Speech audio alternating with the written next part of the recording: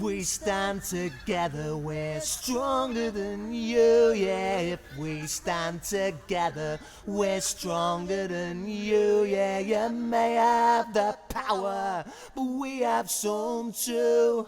And if we stand together, we're stronger than you, yeah. And this is the lesson our grandfathers learned. When you came for the pittance of pay that they end, yeah. All these years later, the same thing rings true. If we stand together, we're stronger than you.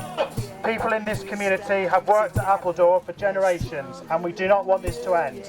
Today, we reject the removal of skilled jobs and deindustrialisation from our community. We will not accept the closure of this shipyard.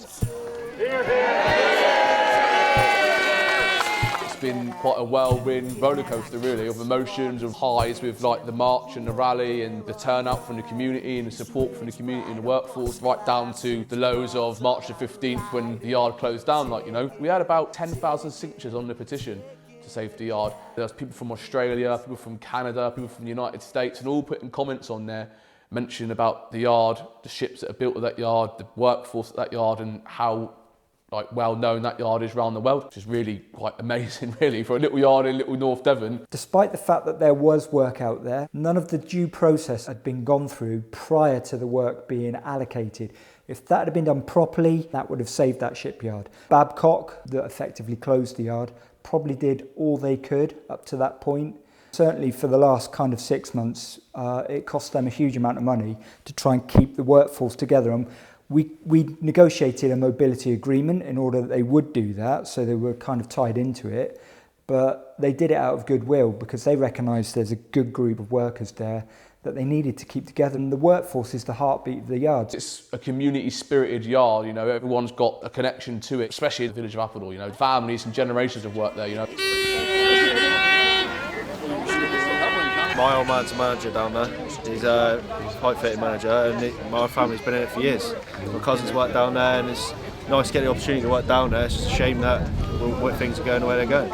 You know, I've had generations of families work there. My father, my uncles and so forth, and many generations ago it was once owned by my family, so, you know, I feel it's a real privilege and honour to work there.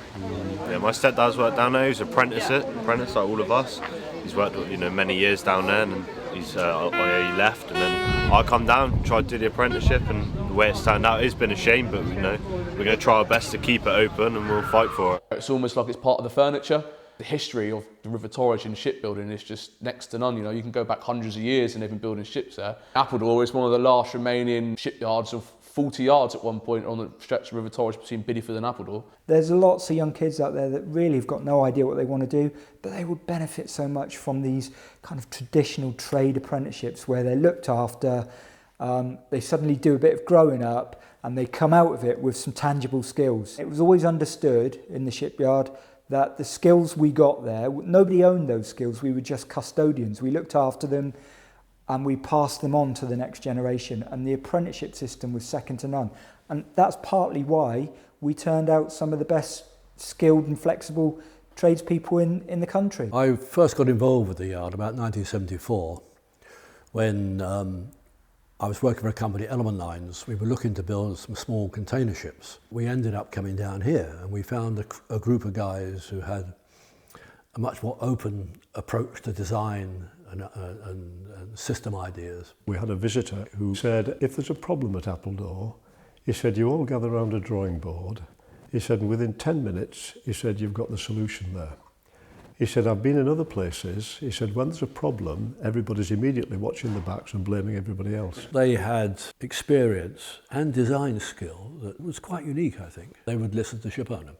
You stood a better chance of getting a ship to actually suit your particularly fine requirements. Testament to that, I'd say, is the Scilly ferry free, which sails from Penzance to the Isles of Scilly. It was built at Appledore in, I think, 1974.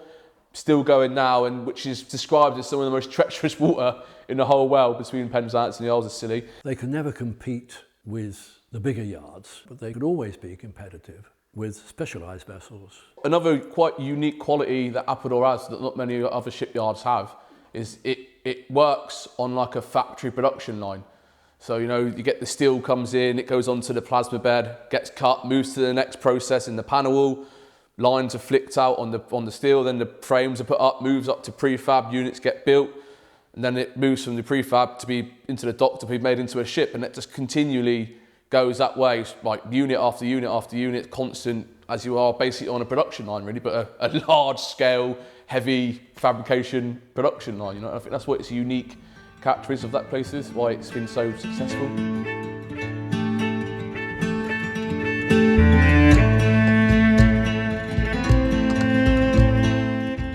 1964 I started.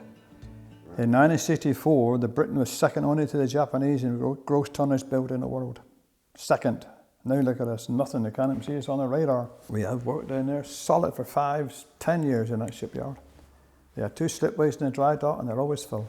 And a guy called Jim Venus came along and he had a vision of building a big Aberdeen yard. First of its kind in Europe apparently, and it made dividends. It was a brilliant design. There was a yard in Holland.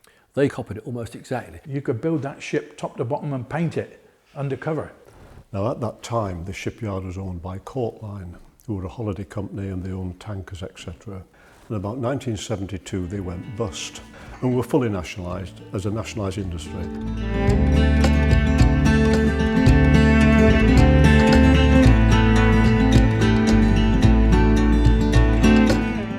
When British shipbuilders took over, the CSEU wanted a national agreement that brought all ship repair yards onto a level playing field in terms of rates of pay, terms and conditions. Appledore was the lowest paid yard in the country, managed in the end to get something on a par. It took a long, long time. There was no viable sick scheme, so we set up a welfare scheme. The shop stewards ran it. It was a small shop. Any profit straight into the welfare scheme. The workforce went from about 400, 450 up to 1,000, and they all used the little shop. It was beautiful, and it boosted that welfare fund up, and we could do all sorts of things, help all sorts of people. During the course of that, we had the national agreement for transfer. When one yard ran short of work and another yard had plenty, transfer them out, and when the work built up in your own yard, you call them back again. Same with the apprentices. All the stewards within British shipbuilders worked together to ensure that when you had a group of guys transferred, they weren't disadvantaged. They had decent digs, transport to work, an appropriate rate of pay, and the transfer payments. What it did was maintain that core workforce. It's a brilliant plan. The volume the business handled through the 1970s and the early 1980s was magnificent. You know, in processing between 5,000 and 6,000 gross tons of steel a year, employing up to 1,000 people across all the range of trades, which would be steelwork, plumbing, electrical, painting, joinery, rigging, crane driving. So in 1977 we were numbering just under 1,000 employees. So great volume of work. It was fun working there, and people had their fun, but also did the work. And it was a great business to be actually involved in. And it's a pity really, it fell to bits. The Thatcher government split British shipbuilders up. That was the end of that. Yards were closing, the government withdrew all the subsidies. The Rob Culloden yard up in Dundee was the first to go. And we travelled up there to a big meeting with Jimmy Earley and Jimmy Reed to try and save that yard, but it went. After that, they started to go like dominoes. Langham Industries bought Appledore for a peppercorn price. They bought it for nothing. Langham also got the intervention fund. So they were able to go out and get work, cut price work, because the government topped it up. But that was on a sliding scale over maybe 6 years. That went from quite a sizable percentage of the cost of a ship down to nothing. So now you're on your own. And that's when it started to dip. 2003, we had an order for a jack-up rig for erecting and maintaining wind farms. The owners couldn't raise the 20% deposit that was needed to get the mortgage. So consequently, we went bust. If we could have survived that one order, I believe that we could have had a successful future building support vessels for the wind farm industry. They occupied the yard here when it closed. They had a ship in the dock to build, but Langham's walked out on it. So the stewards got together with the senior management in the yard and said, right, well, we'll run the yard then. And they got a digger and parked it right across the gate. And I got a banner made up down in Plymouth that said this yard is now occupied by its employees and we're going to carry on working. And they carried on building that ship. Money come in from everywhere into a central disaster fund to pay the lads. The receivers, arrived and couldn't get in because a crane was across the front of the dock. And even the people of Appledore went up there, about 700 of them outside the gate, and wouldn't let anybody in. They let the workers in and out, but nobody else. And that went on for several weeks. In the end, the receivers had to do something. It couldn't stay like it was. And we allowed the receivers in and worked with them, in fact. DML took it over. They took the guys on same rates of pay, same terms and conditions, and they kept the workforce together. Devonport asked us if we could design and build super yachts. So up to 2009, we built 3 super yachts, but then Devonport were bought out by Babacock. From that moment onwards, it was just MOD work. We built the HMS Scott, which is the biggest ever built in Appledore, survey ship. In fact, she was that big they had to build her diagonally across the dock. We built ships for the Irish Navy. Those are the last to leave here.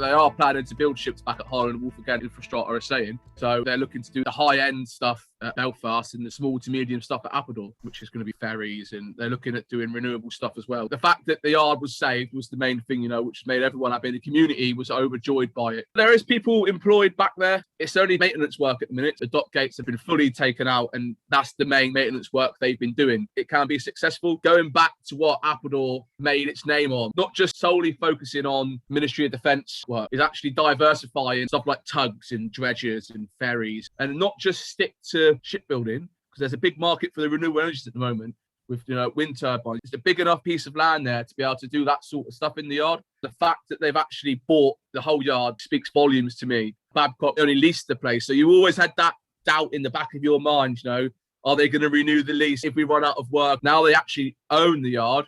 They've got to look to push forward with it. I know they have spoke quite a lot of getting apprenticeships going, upskilling people. And I think for the wider community as well, it's going to be a massive benefit. They're going to set up a local supply chain.